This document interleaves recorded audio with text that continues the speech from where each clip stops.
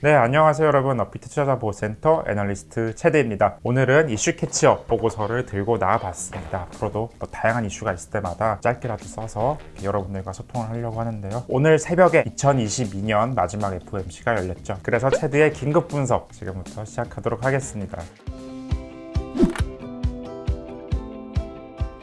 12월 FOMC 결과 만장일치로 50bp 인상이 결정이 됐어요. 그래서 최종적으로 기준금리는 4.25에서 4.5%로 결정이 되었습니다. 4차례 연속 75bp 인상, 즉 자이언트 스텝을 단행한 이후 처음으로 빅스텝이 나왔어요. 50bp 인상하는 걸 빅스텝이라고 하거든요. 근데 그 금리 인상 속도가 다소 좀 줄어드는 것처럼 보이지만요. 이 역시도 15년 만에 가장 높은 금리 수준을 기록하고 있다. 이렇게 말씀드릴 수가 있겠습니다. 또한 이 FOMC에서는 통화 정책 성명서, 경제 전망, 그리고 점도표 이런 것들도 함께 공개가 되거든요. 여기서도 다 매파적인 기조가 나타나고 있어요. 내년에도 기준금리 인상이 나타날 수 있을 것으로 보고 있습니다. 네, 23년 내년 기준금리는요 5.00에서 5.25%로 전망이 됩니다. 파월 연준 의장은 기자회견에서 인플레이션 완화는 긍정적이다. 하지만 인플레이션이 지속해서 하락하고 있다는 확신을 가지려면 조금 더 추가적인 증거들이 필요하다라고 언급을 했었습니다.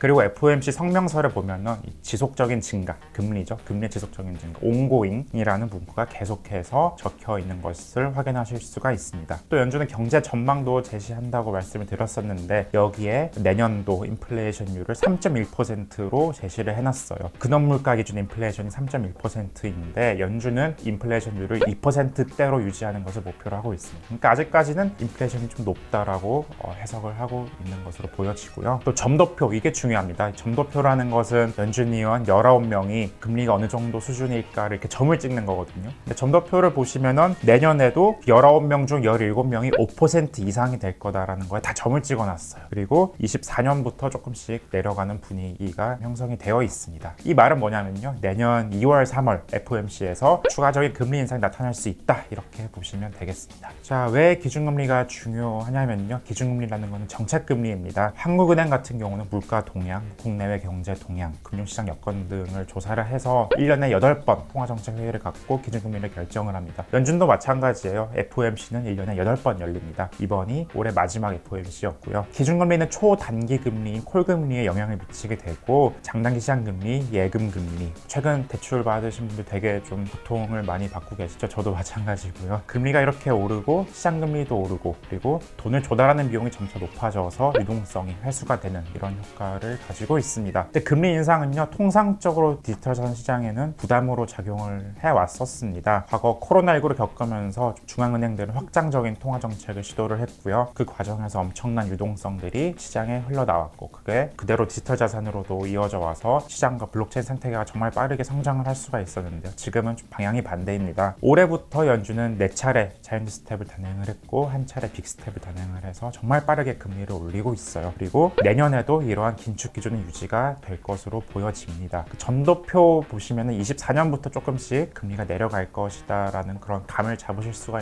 있는데요. 물론 이거는 확정적인 건 아니고 그때그때 연준 위원들이 점을 찍는 거라 달라질 수는 있습니다만요. 지금 연준 위원들의 생각을 보면은 24년부터 연준 위원들은 금리 인하가 좀 나타나지 않을까 이렇게 생각을 하고 있는 것 같아요. 결론적으로 말하면 23년은 기준금리 인상 사이클의 좀 마지막일 것이다. 다시 조금씩 하락하는 추세가 나타날 수도 있겠죠. 이때와 맞물려서 지금 크립토 윈터가 좀 해소될 수 있을지 이 부분에 초점을 맞춰서 보시면 좋을 것 같습니다. 네, 오늘 FOMC, 올해 마지막 FOMC 리뷰를 빠르게 해드렸고요. 다음에도 더 재밌는, 더 신선한, 시의성 있는 주제로 여러분들께 찾아뵙도록 하겠습니다. 지금까지 애널리스트 채드였고요. 오늘도 감사합니다. 구독과 좋아요 부탁드리겠습니다.